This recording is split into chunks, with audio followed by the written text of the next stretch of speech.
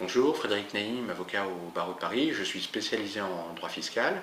J'aimerais aborder avec vous un sujet qui consiste en fait à la question de la responsabilité de l'État pour faute lorsque l'administration vous a proposé un redressement, vous a notifié un redressement, et que quelques années plus tard, l'administration reconnaît ou se fait désavouer par le juge et est obligée d'annuler les redressements.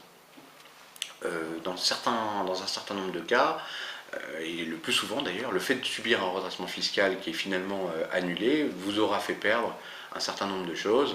J'ai déjà vu une entreprise se trouver en liquidation judiciaire à cause d'un redressement fiscal, et dans ce cas-là, cette perte-là, on ne peut pas l'enlever, et le fait d'avoir obtenu une annulation du redressement fiscal ne vous rend pas pour autant votre entreprise qui a été définitivement liquidée.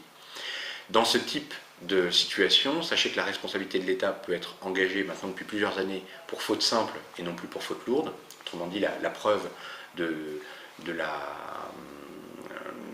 la faute est très simple à prouver. C'est un redressement fiscal qui a finalement été annulé. Après, il faut une cause d'annulation qui est assez importante mais qui est un peu technique.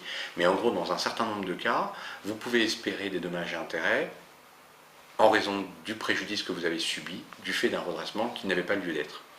Bien entendu, la réparation de ce préjudice ne sera jamais à la hauteur de ce que vous avez enduré, de ce que vous avez supporté du fait de la position de l'administration fiscale.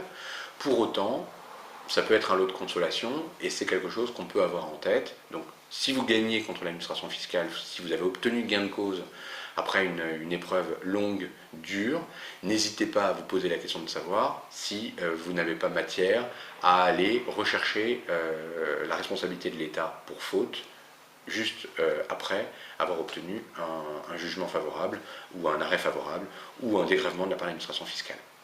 Voilà, j'espère que ces informations vous seront utiles et que vous pourrez vous en servir à l'occasion. Merci à vous.